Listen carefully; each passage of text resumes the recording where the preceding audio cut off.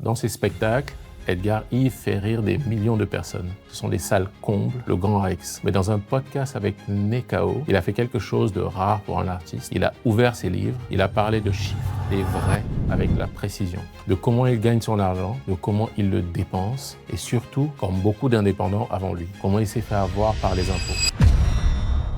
Chiffre d'affaires Pirate Nation, c'est sa boîte, entre 600 et 800 000 euros par an. Et les charges sont comprises entre 300 et 400 000 euros par an, pour des revenus personnels en tournée d'environ 30 000 euros par mois. Ces chiffres, c'est lui qui les a donnés publiquement. En les écoutant, j'ai eu envie de faire ce que je fais depuis 10 ans, regarder son patrimoine en face, identifier ce qui fonctionne et pointer ce qui aurait pu être optimisé. Moi, c'est Manuel Tefak, fondateur du cabinet Tefak & Associés. Notre mission chez Tefak & Associés est de donner aux indépendants les moyens de réussir financièrement, tout en préservant leur indépendance. Nous croyons que la liberté financière ne se résume pas à accumuler des richesses, mais à permettre à nos clients de vivre selon leurs propres termes, de façon équilibrée et durable. Dans cette vidéo, je vais analyser le patrimoine d'Edgar Yves tel qu'il a décrit publiquement dans ses interviews et dans son spectacle. Je vais vous montrer ce qui fonctionne, ce qui est cohérent avec son profil et ce qu'un architecte financier structurerait différemment. Parce que ce qui est bon pour Edgar Yves n'est pas forcément bon pour vous et c'est exactement là que ça devient intéressant. Même les meilleurs entrepreneurs prennent des décisions patrimoniales sans avoir d'architecture au préalable. Pas parce qu'ils manquent de compétences, parce que ce n'est pas leur métier et ça tombe bien, c'est le mien.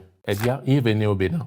Il arrive en France au détriment de son père qui le voyait reprendre l'affaire familiale. Donc seul, déshérité, il fait sa place. Il monte sur scène, mais ce qui m'a frappé dans son podcast, ce n'est pas le nombre de billets vendus, c'est sa lucidité sur l'indépendance dans le business. Voici une phrase qu'il a dite qui a retenu mon attention. Comptablement, tu ne peux jamais empêcher quelqu'un qui encaisse ton fruit de te la faire à l'envers. Cette phrase, c'est du management financier pur. Celui qui encaisse ton argent, avant de te le reverser, a toujours un avantage structurel sur toi. Et Edgar Yves l'a compris. Il a créé Pirate Nation pour encaisser directement. Il paye lui-même un diffuseur, une administratrice de tournée, un régisseur et un caméraman. C'est lui qui choisit ses prestataires, c'est lui qui garde la différence. Les enfants font ce qui leur fait plaisir, les adultes font ce qui est nécessaire. Et ça, c'est une philosophie de business que peu d'artistes ont. La plupart vivent l'émotionnel de la scène, la dépendance des managers et du marché. Edgar Yves, lui, a décidé de traiter son activité artistique comme une vraie entreprise. Et franchement, c'est un beau parcours. La structure, la cohérence, c'est vraiment inspirant. Mais maintenant, prenons quelques minutes pour analyser ce qu'il fait avec son argent. Avant de regarder où Edgar Yves investit son argent,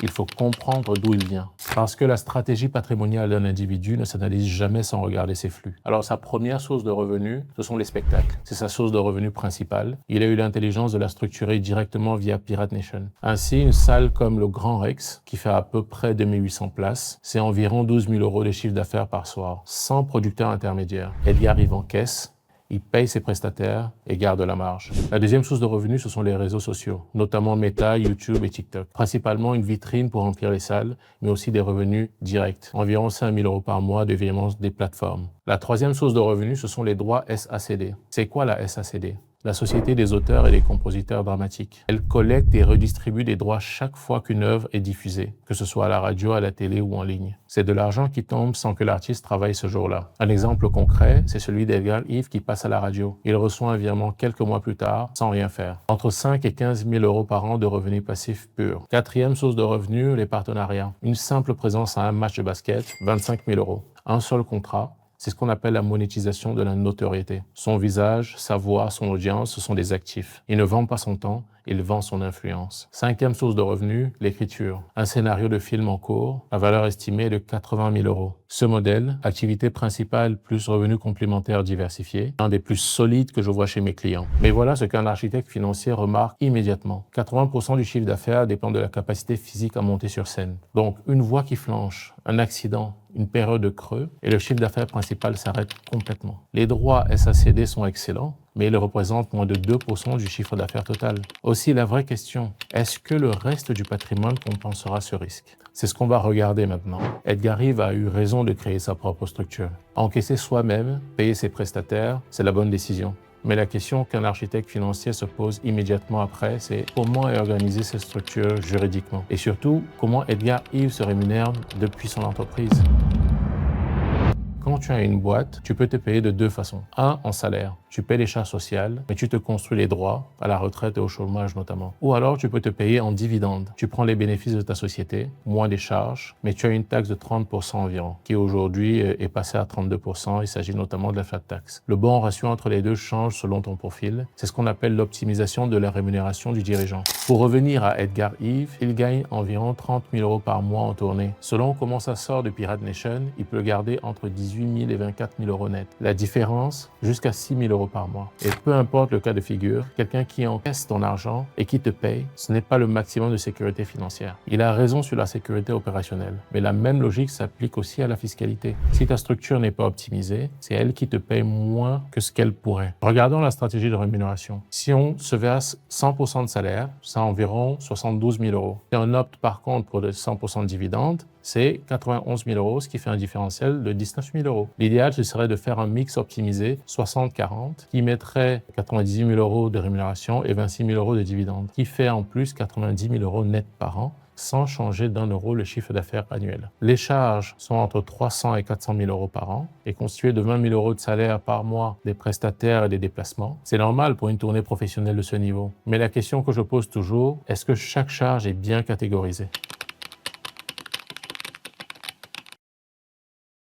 Alors, c'est quoi les charges déductibles? Une charge déductible, c'est une dépense professionnelle que tu peux soustraire de ton chiffre d'affaires avant de calculer tes impôts. Moins tu paies d'impôts sur un revenu élevé, plus tu en gardes. Mais pour être déductible, une charge doit être documentée, justifiée et liée à l'activité. Exemple concret, Edgar Yves se déplace en avion pour ses tournées. Si ce frais est bien catégorisé en charge professionnelle, il réduit le bénéfice imposable de Pirate Nation et donc les impôts. Finalement, sur 350 000 € de charges, une catégorisation imparfaite peut coûter entre 35 et 70 000 €. Au final, sur 350 000 € de charges, une catégorisation imparfaite peut coûter entre 35 et 70 000 € de déductions manquées par an. Chez TFAC Associés, nous proposons un audit comptable annuel dédié aux charges déductibles dans les structures de spectacles vivants. Edgar Yves a une vision patrimoine claire. Il veut gagner de l'argent en dormant pour compenser la fatigue physique de la scène. Et il a identifié 3 axes concrets: l'immobilier en France, des constructions au Bénin et un restaurant à Paris. La vision est bonne, donc regardons maintenant en détail, parce que les détails, c'est là où ça se passe.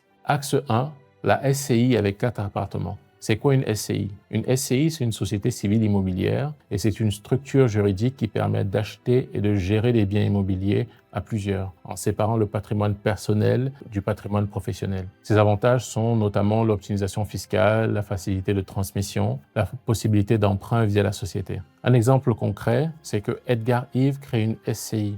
La SCI emprunte à la banque pour acheter 4 appartements. Les loyers remboursent le crédit et Edgar Yves ne sort pas d'argent personnel, c'est la banque qui finance l'actif. La logique d'Edgar Yves est bonne. Utiliser la dette bancaire pour acheter des actifs qui se remboursent eux-mêmes. C'est exactement le principe du levier immobilier. Alors faisons un petit focus sur le levier immobilier. Le levier, c'est quand tu utilises l'argent de la banque, pas le tien, pour acheter un actif. Tu apportes par exemple 20% et la banque finance 80%. Et les loyers remboursent le crédit. Si le bien vaut 200 000 € et tu as mis 40 000 €, tu multiplies par 5 ton exposition. Par exemple, tu investis 40 000 €. Tu possèdes un bien à 200 000, les locataires paient le crédit. Dans 20 ans, le bien t'appartient entièrement. Ainsi, acheter 4 biens en même temps sans expérience de gestion immobilière, c'est 4 locataires, 4 gestions, 4 risques de vacances simultanément. Et si la tournée s'arrête, qui paie les 4 crédits? L'idéal aurait été de commencer par 1 ou 2 biens via une SCI, valider la gestion et ensuite scaler avec l'expérience. Axe 2, l'investissement au Bénin. Edgar Yves veut construire des villas locatives au bord de la mer au Bénin avec son frère. C'est une stratégie que je vois de plus en plus chez les clients de la diaspora. Et c'est une vision que je respecte profondément. Mais un architecte financier voit 2 risques immédiats. Risque 1, sans structure juridique dédiée, un conflit familial peut bloquer tout l'investissement. Et risque 2, sans séparation claire entre patrimoine personnel et investissement pays, il peut avoir une fiscalité double. L'idéal serait de créer une structure juridique locale au Bénin, séparée du patrimoine français. Formaliser l'accord avec le frère par écrit, même en famille.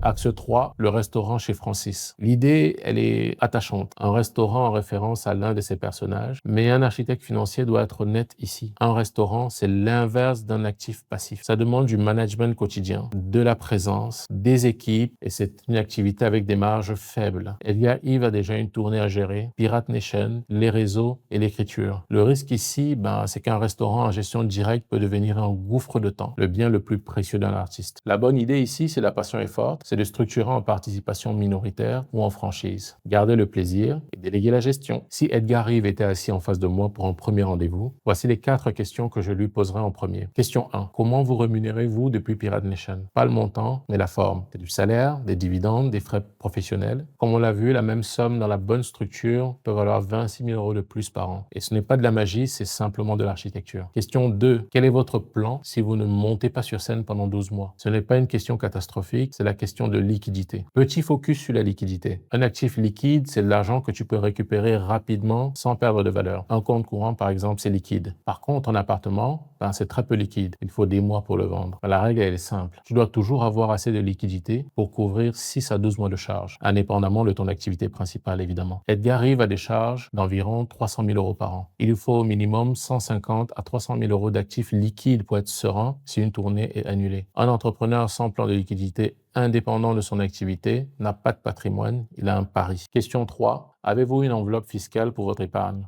Une enveloppe fiscale, c'est un cadre juridique dans lequel tu places ton épargne pour payer moins d'impôts sur les gains. C'est pas un produit, c'est simplement un contenant. En France, les principales enveloppes fiscales sont par exemple le PEA, le plan d'épargne action, qui exonère d'impôts sur les gains après 5 ans. On peut citer aussi l'assurance vie, dont la fiscalité est allégée après 8 ans, qui est idéale pour la transmission. Ou encore le PER, le plan d'épargne retraite, qui propose des déductions fiscales immédiates sur les versements. On peut aussi parler de la holding avec les réinvestissements des dividendes, presque sans impôt. Prenons un exemple concret. Tu places 1 000 € par mois pendant 20 ans. Dans un compte courant, tu payes 30% de flat tax sur chaque gain. Dans un PEA, 0 impôt sur les gains. Sur 20 ans, c'est plusieurs dizaines de milliers d'euros de différence. Edgar Rive parle de placer son argent sur des produits structure et un peu de bourse. La question n'est pas quoi acheter, mais plutôt dans quel contenant. Question 4. Avez-vous un actif qui ne dépend pas de votre voix? Edgar Rive a compris ça. C'est pourquoi il veut l'immobilier, le Bénin, le restaurant. Mais la vision et la structure sont 2 choses différentes. Avoir l'idée d'un actif passif, c'est bien. Avoir l'actif en place, optimisé, qui tourne, c'est encore mieux. Un patrimoine sain, c'est un patrimoine qui continue à travailler même si vous vous arrêtez. Et c'est ça la vraie liberté financière. Maintenant, concrètement, si Edgar Rive venait me voir demain, voici ce que je structurerais. Alors en 1,